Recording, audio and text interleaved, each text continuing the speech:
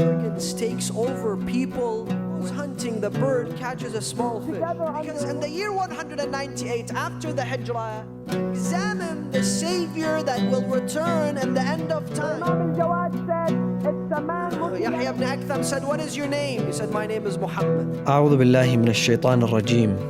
بسم الله الرحمن الرحيم. On October 2010, a young 26-year-old man by the name of Muhammad Bouaziz set himself on fire in protest in the streets of Tunisia, and his self-sacrifice led to a series of protests within the streets of Tunisia that were later on developed into a revolution that overthrew a president which was in power for over 2 decades. The Arab Spring initiated in Tunisia was extremely contagious, and it affected the streets of Egypt not long after the revolution which occurred in Tunisia. In Egypt, 850 people were killed, 6,000 people were wounded, but in the end, the result was a victory that overthrew a president that was in power for more than 3 decades. Similarly, the Arab Spring began to take effect in the streets of Libya. For 8 months and 8 days, Libya witnessed a civil war. 30,000 people were killed, and over 4,000 to 5,000 people are still missing. However, they were able to capture and execute a nightmare, a tyrant which was in power for more than 42 years. And the Arab Spring, since the year 2010 until today, continues to affect the Arab world and many of the Arab nations. Therefore, we find the effect of the Arab Spring in Saudi Arabia, in Yemen, in Syria, in Bahrain, in Jordan, and many of the Muslim states. And if we examine the Abrahamic faiths and the literature within the Abrahamic faiths, we realize that the events that are occurring around the world today are foretold, are embedded within the Abrahamic faiths and within the ideology and the Abrahamic faiths. The Abrahamic faiths, with the majority of the population on the face of this earth, have 4 main principles in common. The first principle that all the Abrahamic faiths have in common is the oneness of God, Tawheed, the monotheistic ornament. And Allah subhanahu wa ta'ala makes a reference to this notion within the Holy Quran. Allah states, Bismillah ar-Rahman ar-Rahim, قُلْ يَا أَهْلَ الْكِتَابِ تعالوا إلى كلمة سواء بيننا وبينكم ألا نعبد إلا الله وأن لا نشرك به شيئا. Ya Rasulallah, tell the people of the book to come together, meaning members of the Abrahamic faith, to come together under one common belief, and that is the oneness of God. The second notion or principle within the Abrahamic faiths is prophethood. For all members of the Abrahamic faiths believe in individuals that were chosen by God to represent His religion. Individuals such as Solomon, Noah, David, Moses, Jesus are known to be prophets. Therefore, the second principle is the principle of prophethood. The third are divine laws, meaning all the Abrahamic faiths believe in set of laws sent by God to perfect their lives. Now, some of those laws cannot change. Some of those laws remain the same since the beginning of time and the appointment of the very first prophet all the way to the last prophet. Laws that are embedded within the human nature. For example, the fact that lying and stealing and rape and murder and backbiting is an ugly act, and therefore they are sins. Those laws do not change. They are embedded in every faith. And that is why the Muslim philosophers have suggested such laws are known as the great sins. Because you really don't need a prophet to come and tell you that theft or murder is something prohibited. It's an ugly act. And the other set of laws are changeable laws. The law, for example, in regards to fasting. The Jews were fasting, the Christians were fasting, and the Muslims fast as well. But the law of fasting can change, and it can be updated according to the prophet that comes with a new message, with a fresh message. Anyhow, the fourth principle in common is the principle of the end of time. Amongst the Abrahamic faiths, the fourth principle is the notion of the end of time. And the end of time is described similarly in all the Abrahamic faiths. It is a time of tribulation. It is a time of hardship. It is a time of economical downfalls. It is a time of natural disasters. Earthquakes, hurricanes, tornadoes, tsunamis. And indeed, it is a time of reform within the nations.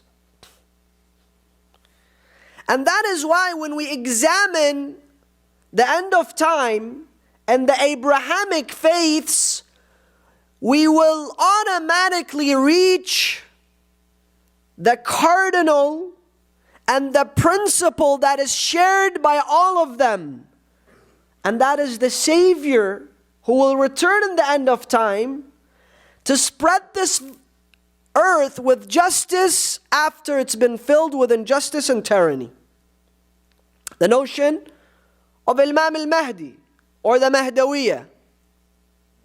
And if we were to examine the notion of Imam Mahdi, or if we were to examine the Mahdawiyah notion, there are many ways for us to examine the topic. One is to examine Imam Mahdi through, for example, the Abrahamic faiths. Or to examine Imam Mahdi through sources outside the madhab of Ahl al-Bayt.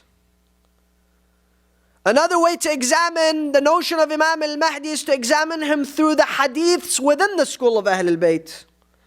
And at many times when we examine Imam Mahdi, unfortunately, we tend to quote Bukhari, we tend to quote Muslim, Tirmidhi, Nasa'i, Ibn Majah, Tarikh al-Kabir, and other sources that are outside the madhab of Ahl al-Bayt.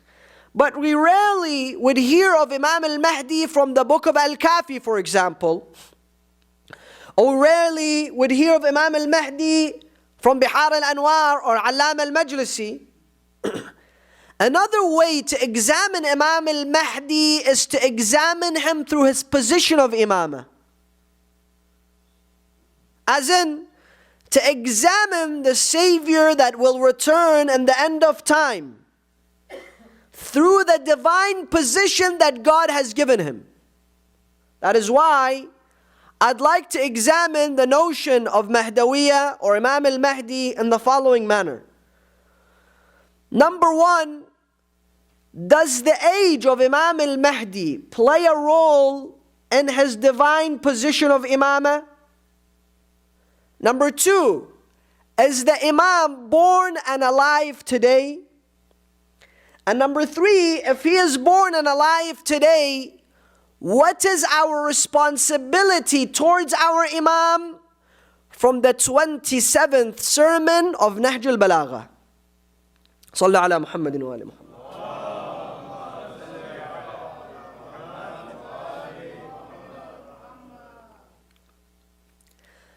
If we examine Imam al-Mahdi and his birth and the fact that he was appointed as an Imam, or he received Imam at a very young age, we do not examine him in the year 205 when he was born. But we examine him at the year 195. Why? Because up until the year 195 after the Hijrah, the Shia had witnessed many individuals, many of their Imams, to be born, the year 255 when he was born. So many people, many Muslims, and particularly the Shia, they had seen their Imams at the age of 20. They had seen their Imams in the age 30, 40, 50, even 60. And the notion of Imamah was seen as a position that belonged to the most knowledgeable person present in the time. As in, no one had doubt that Imam Ja'far ibn Muhammad al-Sadiq was the most, Allahumma salli ala Muhammadin wa ali Muhammad, was the most knowledgeable man present in his time. Until today, if you go and you examine the biography of Imam Ja'far ibn Muhammad, you realize that his students, who then later on became the Imams of the Madahib, witness that the sun had not shined on a man more knowledgeable than Ja'far ibn Muhammad. This is their statements. But Imam Ja'far ibn Muhammad, when he became the Imam, he was well in his 50s. When he received that grand position, and when he founded his school, and when he had over 1,000 students in his hawza. However, in the year 195, after the Hijrah, with the birth of Imam Muhammad al-Jawad, the Shia world was introduced to a new concept in understanding the position of Imamah. Imam al-Ridha was well in his 40s, and people would come to him, they say to him, Ya ibn Rasulallah, who is the successor after you? Do you have a son? And Imam al-Ridha would say no. And I recall a very famous tradition and a historical event which took place in the year 198 after the Hijrah. Listen to the dates. The year 198 after the Hijrah. It was a very important event within the Shia ideology. Why? Because in the year 198 after the Hijrah, a delegation of Shia went to visit Imam al-Ridha. This delegation was made up of the Shia from all around the Muslim world. For a very important reason. Because just before the Imamah of Imam al-Ridha began, and at the time of Imam al-Ridha, the Shia minority was split into two main categories. One were the ones that believed in the 12 Imams, and they continued to believe in Imam al-Ridha, and they paid their allegiance to Imam al-Ridha. And the other set of Shia who became the Waqifis, and they stopped at the Imamah of Musa ibn Ja'far, the 7th Imam, and they did not continue their journey with Imam al-Ridha. The reason being because Imam Musa ibn Ja'far was in prison, and in the time of his occultation, when he was in prison and he was not in, the Shia did not have access to him, he had appointed representatives, and the representatives were collecting large amounts of wealth from the Shia. They were collecting their khums. And when they took out the body of Imam Musa ibn Ja'far in Baghdad, they collaborated and decided that they're going to announce Imam Musa ibn Ja'far as the Mahdi. And they said Imam Musa ibn Ja'far has gone into occultation and he's going to appear back. And they did not give the wealth to Imam al-Rida. So they founded the Waqifi madhab. It's a time of struggle. In that time of struggle, Imam al-Rida still does not have a son. There's no Imam after him. There's no successor. So in the year 198, this could have been the most important delegation of Shia that went to the Imam al-Rida. Some of them were from Persia, some of them were from Hijaz, some of them from Iraq. They gathered in the presence of Imam al-Rida. And they said to him, Ya ibn Rasulallah, who is the Imam after you? Who is the Khalifa after you? You're well in your 40s. And Imam al-Rida said to them, the Imam after me is Abu Ja'far. Who is Abu Ja'far? He told the servant to go and call Abu Ja'far. Moments later, a 3-year-old child came into the room and Imam al-Rida said, this is the Imam after me. A 3-year-old boy. They said, this is Abu Ja'far? Imam al-Jawad, Imam al-Rida had given him a nickname of Abu Ja'far. They said, Ya ibn Rasulullah, a 3-year-old, you're appointing him as an Imam and you want us in such a difficult situation to follow a 3-year-old? And Imam al-Rida then said his very famous lines, his very famous statement, that the birth of Imam al-Jawad in the year 195 is indeed the greatest honor upon the followers of Ahlul Bayt. Why? Because it introduced them to the position of Imamah that is not confined to the limits of age. And when Imam al-Rida passed away, Imam al-Jawad was only 8 years old. So imagine the situation. The first people that were testing him were the Shia themselves, to see whether he has the knowledge to lead. And as he was a young boy, and the Imam and the Khalifa of Allah subhanahu wa ta'ala, narrations tell us that Al-Ma'mun al-Abbasi, who was the murderer of his father, was in the streets with his entourage, and Imam al-Jawad was playing with some of his friends. And they ran away when they saw Ma'mun and his guard and his entourage. He had gone hunting. So he came and he spoke to Imam al-Jawad. He said to him, I saw all the kids running away, young boy. Why didn't you run away? Imam al-Jawad said to him, for 2 reasons. Number 1, I didn't do anything to run away. I didn't commit a crime. Number 2, the street is wide enough for you to pass. There's no reason for me to run away from you. So he said to him, what is your name? He said, my name is Muhammad. Muhammad, the son of whom? He said, the Muhammad, the son of Ali. Ali, the son of whom? Musa. And he continued until he realized he is the son of Rida. And they would give him the name of Ibn al-Rida. They would not even refer to him by his name, but they would refer to him by Ibn al-Rida. So he knew that this was the successor of Rida. He is Ibn al-Rida. He went hunting and he came back. And he said to him, Ibn al-Rida, I'd like to ask you a question. He said to him, ask. He said, tell me what's in my right hand. He said to him, listen to the answer. Listen how Imam al-Jawad answered the question. He said to him, God created birds. And those birds accompany the king. The king goes hunting. When he goes hunting, the bird catches a small fish. It comes and it gives the small fish to the king. The king comes back and he asks the Khalifa of Allah, what is in my hand? Ma'mun was speechless. He was puzzled.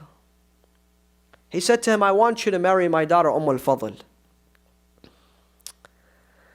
So the Imam, obviously at a young age, refused, and he said to him, you're engaged to al-Fadl, you can marry her whenever you like.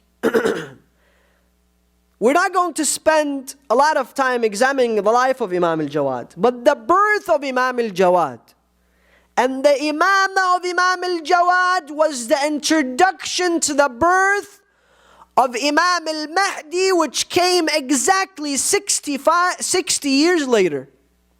Imam al-Mahdi was born 60 years after Imam al-Jawad. But the birth of Imam al-Jawad introduced the notion of imamah, that an imam could be an imam at the age 8. He can be an imam at the age 6. Or he can be an imam at the age 5. Because the position of imamah is similar to the position of nubuwah. And just like Allah subhanahu wa ta'ala gives the position of nubuwah to Isa ibn Maryam in the time of his birth, within the cradle. Isa ibn Maryam, he says, Inni Abdullah, Atani al-Kitab, wa ja'alani Nabiya. When did he say this? He said this when he was in the cradle. In fact, all the books of history state that this was the only time Isa spoke in the cradle. It's not like Isa began to speak at the age 1 day old and he continued to speak. No, this was a miracle. Then he lived a normal life of a child. He was silent, and then he learned how to speak, and then he grew up to be like anyone else that speaks, at the age of 1 or 2. So Allah chooses a prophet and gives him a book while he could not even speak. Similarly, Allah gives the position of imamah to a 5-year-old, to a 7-year-old, to a 9-year-old. And this doesn't stop here. Imam al-Jawad, at that age 9, when al-Ma'mun announced that Ibn al-Rida is engaged to my daughter al-Fadl, the first person to protest this issue was whom? Yahya ibn Aktham. Yahya ibn Aktham being the grand scholar of his time.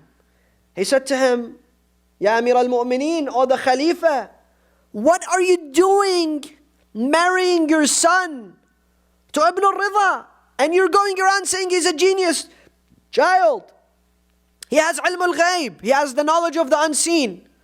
Ma'mun said to him, it's easy, test him. Test him, ask him. And indeed, sometimes arrogance takes over people when they become blinded. So Yahya ibn Aktham wanted to make a huge event and to expose Imam al-Jawad in front of everyone. So he says, you know what, it's one event, I expose him in front of the whole people, and it's over. And on the contrary, when he gathered 900 scholars, and he was representing them. He was well in his 70s or 80s. Then they called Ibn al-Rida, a young boy. He came and he sat down. Yahya ibn Aktham said, what is your name? He said, my name is Muhammad. And he said to him, Muhammad, can I ask you a question? Imam said, yes. He said, do you claim to have knowledge? Imam al-Jawad said to him, I am not amongst the ignorant. I'm not amongst the ignorant. You can ask. So he said to him, Ibn al-Rida, tell me what is the kafara, the penalty of a person that does hunting in the state of ihram. Imam al-Jawad looked at him and he said, that is the question? He said, yeah, that's the question. Imam al-Jawad said to him, was it an old man or young? Meaning, was he baligh or was he not baligh? Was it a male or was it a female? Was it inside the haram or outside the haram? Was it inside the masjid or outside the masjid? Was it a free man or was it a slave? Was it a bird or was it a different animal? Was it when a person was hungry and he was hunting to eat, or and he kept giving him 50 scenarios? Yahya ibn Aktham asks one question, Imam al-Jawad responds with 50. Yahya ibn Aktham said to him, why don't you respond to every single one of them? Go ahead. So Imam al-Jawad responded to every one of the questions. When he answered, Yahya ibn Aktham said, thank you very much. We've realized that you, mashallah, have a lot of knowledge. Let's call it a night. Ma'mun said, Yahya, where are you going? He has to ask you a question too. Yahya said, okay, let him ask. Imam al-Jawad said to him, a man looks at something 8 times a day. Every time he looks at it, once it's halal and once it's haram. What is it? Yahya said, I have no clue. I don't know. So Imam al-Jawad said, it's a man looking at a woman. The first time she's a slave, it's haram. The second time he purchases her, she becomes halal. The third time he frees her, she becomes haram. The fourth time he marries her, she becomes halal. The fifth time he divorces her, she becomes haram. The sixth time he returns her, she becomes halal. Then he does the dhihar and she becomes haram. Then he pays the kafara and she becomes halal. This was the dialogue between Imam al-Jawad and Yahya ibn Aktham, and the whole entire world witnesses. So not only we're speaking hypothetically that yes, this is an imam at a young age and Allah gave him the imamah, but historical evidences, the story of Imam again, the story of Imam al-Jawad again in regards to the sujood and other stories that indicate the knowledge of the imam was not the knowledge that he received from books or school, or it was not even knowledge that he had learned from his father, because he was a kid. How much knowledge can his father tell him? But it is a position that Allah subhanahu wa ta'ala gives to those carrying the position of imamah, similar that he gives to the position to those who carry the position of Risala or Nubuwah. Sallu ala Muhammad wa ala Muhammad.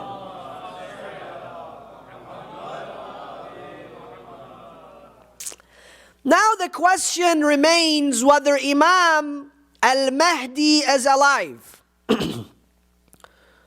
Because amongst Muslims, there is no controversy that the person who will fill this earth with justice after it's been filled with injustice is Imam al-Mahdi.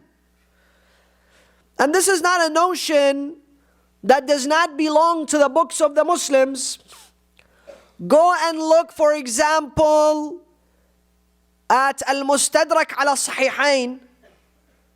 Some of you who are familiar with the books of hadith within the Sunni school of thought, you're familiar with Bukhari and Muslim. Imam Hakim al-Nayshaburi, who came after Bukhari and Muslim, was the author of the book Al-Mustadrak ala Sahihain.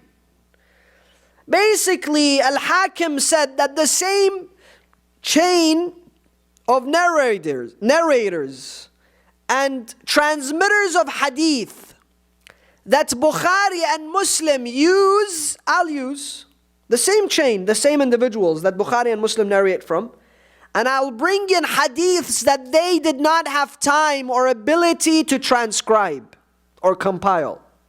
So he wrote Al-Mustadrak ala Sahihain. The author is Al-Hakim al-Nayshaburi. And you should go and look up this book. You should go and search this book on Wikipedia and see the important role of the Mustadrak ala Sahihain. And its value amongst the scholars of hadith remains to be the same significance and importance as Bukhari and Muslim. And the majority of the ulama of hadith have also examined al-Mustadrak ala Sahihain, just like they've examined Bukhari and Muslim. And one of them is Dhahabi. Dhahabi has had an examination to Bukhari and Muslim, and similarly al-Mustadrak ala Sahihain. And Mustadrak ala Sahihain, there is a whole section entitled Al-Mahdi. And in there, he transmits hadith from Rasulullah, that Rasulullah has stated, if there is one day that remains on the face of this earth, then Allah will extend that day, so that a man from my progeny will reappear, and he will fill this earth with justice after it's been filled with injustice and tyranny. His name is my name, Muhammad, and he is from my progeny and the children of Fatima. Therefore, the notion of Imam al-Mahdi is well embedded in the books of all Muslims. Sahih al-Bukhari also transmits a hadith, كيف بكم إذا ظهر ابن مريم وإمامكم منكم. Jesus, the son of Mary, will reappear, but the Imam will be one of you. Meaning Jesus will pray behind your Imam. Similarly, Muslim speaks of the notion of Imam al-Mahdi. And today, if you ask any Sunni alim, they won't tell you that we do not believe in the Mahdi. They believe in the Mahdi, but the only disagreement that remains is whether he is alive today or he's not. And I tell you, some of this questioning does not only belong to schools outside the madhab of Ahlul Bayt, but sometimes you find individuals within the madhab of Ahlul Bayt that have doubts. Is he really alive? And if he's alive, he's got to be really old. How can he live for so long? I tell you, the only way for you to actually solve the issue of the lengthy life of Imam al-Mahdi is to prove that he's alive. Now, if he's alive, and if we can prove that he's alive, it doesn't matter if he's 10 days old, or 10 years old, or 10,000 years old, or 1 million years old. As long as he's born, then he's born. And he's going to live until he executes his tasks. And he fills this earth with justice after it's been filled with injustice and tyranny. How do we do this? Simply with two hadiths. One is from Bukhari and one is from Muslim. The first in Bukhari that states the khulafa after me are 12, and all of them are from Quraysh. Al-Umara min ba'di, or Al-Khulafa min ba'di 12, kulluhum min Quraysh. The successors after me are 12, and they are all from Quraysh. Similarly, Muslim narrates the same hadith, Al-Khulafa min ba'di 12, kulluhum min Quraysh wa min wuldi Fatima, and from the children of Fatima. Now we come to any scholar, and we ask him, who are the 12 successors? Please tell us. Who are the 12 successors of Rasulullah? They tell you the 12 successors, of course, the first one is Abu Bakr, but he's not from the children of Fatima. But let's say, that's fine. Second is Umar. Third is Uthman. Fourth is Ali. Fifth is Muawiyah, or Hassan. Sixth is Muawiyah. That's it. They're not going to tell you Yazid is 7. Well, that would be a problem. But the scholars, for the most part, have a consensus that the chain stops at Muawiyah. And some of them do not accept Muawiyah either. So the chain stops at number 4, Imam Amir al-Mu'mineen. And they disregard the period after. They regard the period after Imam Amir al-Mu'mineen as the period of war and difficulty. So we ask, who is number 7? Who is number 8? Who is number 9? Who is number 10? Who is number 11? Who is number 12? There's no response. And I guarantee you, if you search every book and every alim, no one has been able to solve this problem yet. Some of them will tell you that in the year 101, from number 4 all the way to year 101, there was a gap, and then there was Umar ibn Abdul Aziz al-Amawi, who was number 5 or number 6. How does generations come and go, and then another person becomes a successor of the Prophet? No. So this is the first way to prove that there has to be 12 successors, but does not prove the existence of Imam al-Mahdi.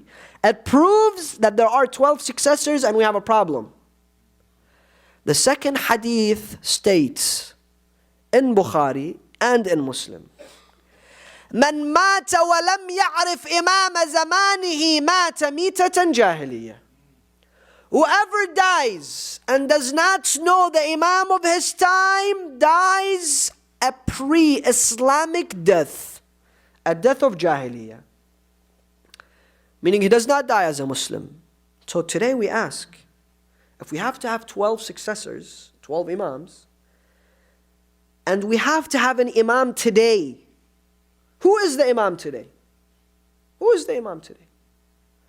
And the only way, the only place that we can imply the 12 successors from the children of Fatima that is alive today is when we apply it to the 12 Imams of Ahl al-Bayt, ending with Imam al-Mahdi Ajjalallahu ta'ala farajah.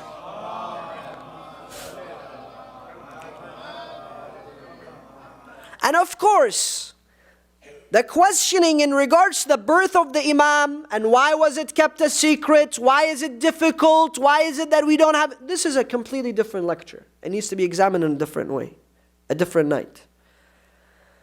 What remains is now that we know he is alive, what is our responsibility towards the Imam of our time that is alive? And this is an extremely vital point to be discussed. Because when we come 10 days, 12 days, 15, 20, 30, 60 days of Muharram and Safar, to the majalis, we constantly hear of the loyal stance of the companions of the Imam alongside the Imam Abu Abdullah al-Hussein. And how they sacrificed themselves for Imam Hussein. And they said to him, if they kill us 1,000 times, we will defend you, Ya Abu Abdullah. And we will never neglect you. And they told them, for example, that we cannot see ourselves inseparable from you, Ya Abu Abdullah. What is our responsibility towards our Imam? There are many ways to examine our responsibility towards our Imam. But the best way indeed is to examine our responsibility towards our Imam from the words of an Imam, from the message of the Imam. When you go to the 27th sermon from Nahj al-Balagha entitled The Sermon of Jihad, Khutbatul Jihad. It's one of the most beautiful sermons in Nahj al-Balagha. I don't have time to examine, inshallah, another night I'll be able to examine the sermon of jihad. Many people come and ask you, in brief, I'll say this, many people come and say, what is jihad in Islam? What does jihad stand for? And we start with saying jihad comes from the root word jahada and means struggle. And if it's for Allah, then it's holy, and this is jihad. All you need to do is show them the sermon of Imam Amir al-Mu'mineen, the 27th sermon of Imam Amir al-Mu'mineen from Nahj al-Balagha. Say, read this sermon. You realize what jihad means. Amir al-Mu'mineen speaks to his companions of the greater definition of jihad, which is self-struggle. He examines jihad. وَأَمَّا بَعْدْ فَإِنَّ الْجِهَادَ بَابٌ مِّنْ أَبْوَابِ الْجَنَّةِ اختارها الله لصالح أوليائه وهو درع الله الحصين وصراطه المستقيم, until he continues and he says this: وأما بعد فقد بلغني أن الرجل منهم يدخل على المرأة المسلمة والأخرى المعاهدة فيسلب منها حجلها وقلائدها فتستغيث باسترحام فإن امرئا إذا مات فإن امرئا مسلما إن مات بعد هذا أسفا لما كان عندي ملوما بل كان عندي جديرا به. He says, I have told you to go and to fight those people, and you did not. I told you to go, you said it was cold. I said to you go, you said it was hot. I told you to go, you said you were busy. I told you to go, you said you're fatigued. I tried to inspire you to go, you did not go. You kept disobeying your imam. You kept disobeying your leader. Now, the army of Muawiyah has reached Anbar.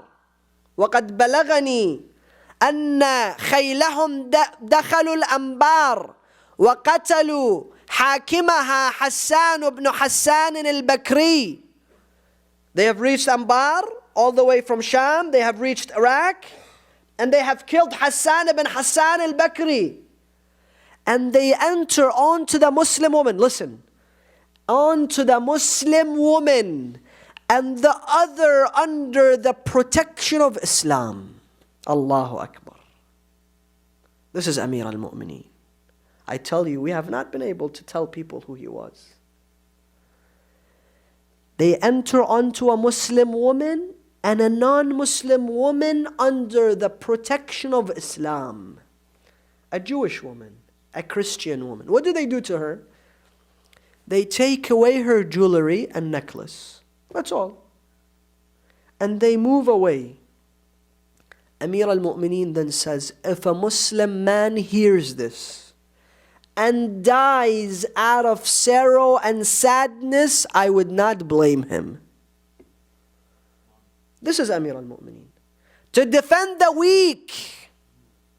Amir al-Mu'mineen could have said, forget the Jews and the Christians. The Muslim women, they're taking away their jewelry and they're hurting them and harassing them. No, he says the weak.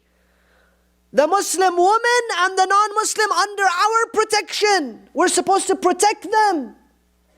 How are we not protecting them? Then he says, if you die out of sorrow and sadness when you hear this, I would not be surprised. بَلْ كَانَ عِنْدِي جَدِيرًا بِهِ. But it would be good news to know somebody cares so much and he would die out of depression and sadness. This is Amir al-Mu'mineen. Then he continues to speak to the people that disobeyed him. And this is what I want to talk about. From his own beloved tongue. He says, Ya ashbah al-rijal. You look like men. وَلَسْتُمْ بِرِجَال. But you're not men. Why? Because a man is truthful. Because a man is brave. Because a man does not break his allegiance. Because a man does not leave his imam and his leader. Ya ashbah al-rijal walastum birijal wa hulum al-atfal. So this was his first attack.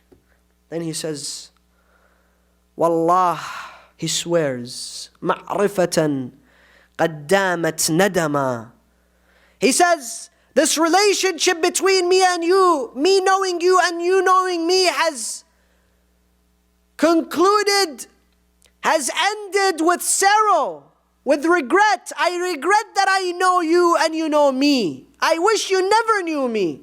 يا ليتكم لم تعرفوني ولم أعرفكم. I wish you never knew me and I never knew you.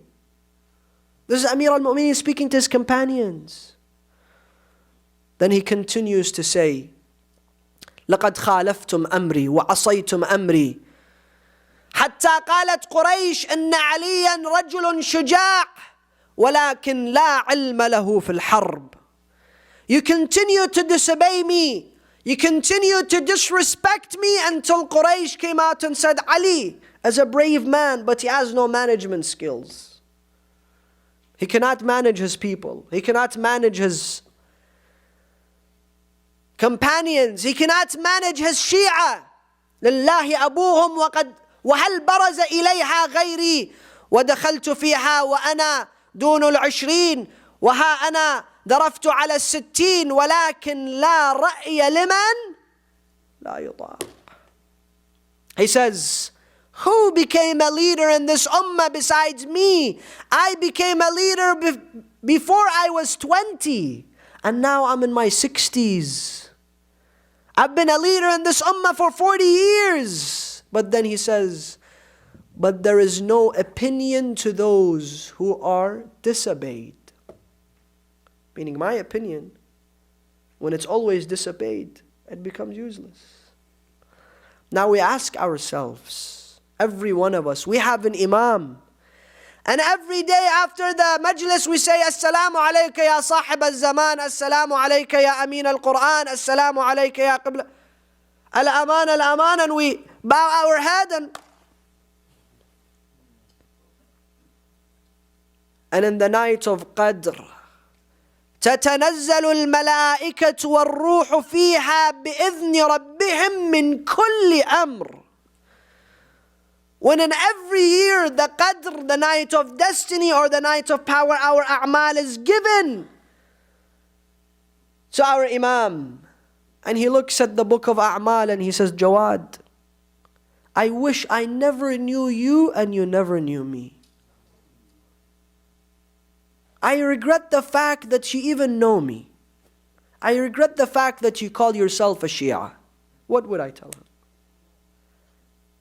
What would my response be? That I have neglected my Imam, that I have abandoned my Imam, that when my Imam looks at my book of A'mal, instead of smiling and being happy and saying the statement of Imam Hussein in the day of Ashura, that I have never witnessed companions like those companions. You are the best of companions. They are the most noble of companions. Imam Ja'far ibn Muhammad al-Sadiq, Imam Ja'far, Imam, the founder of our madhab, goes to the companions of Imam al-Hussein, and you know what he tells them? He says, طِبْتُمْ وطابت الأرض التي فيها دفنتم وفزتم والله فوزا عظيما فيا ليتني كنت معكم فأفوز فوزا عظيما. In another statement he says, بأبي أنتم وأمي. Imagine how he speaks to them. He says, you are the victorious. Long live your name and the soil that you gave your sacrifice on. Because you knew the value of your Imam. Because you were loyal to your Imam. Because you gave yourself to your Imam. And today Imam Al-Mahdi ajjalallahu ta'ala farajah doesn't want the same scenario of Ashura. But in the end we tell him we are ready. If you want that from us, we are ready. But today we ask ourselves, what does he want from me? Am I making him happy? Am I making him proud? As a community, are we making him happy? Are we making him proud? We should ask ourselves. This is a vital question. And Imam Al-Mahdi, salawatullahi wa salamuhu alayhi, may see many shortcomings from us. A lot of shortcomings. We all have shortcomings towards our Imam. But I tell you, one thing may bring a smile to the Imam. One thing may allow the Imam to give us another chance and to glance at us with a glance of kindness and compassion. One thing we may do is to allow him to embrace us again. And that is the support of the majalis of his grandfather, Aba Abdullah al-Hussein. Wassalamu alaikum wa rahmatullah.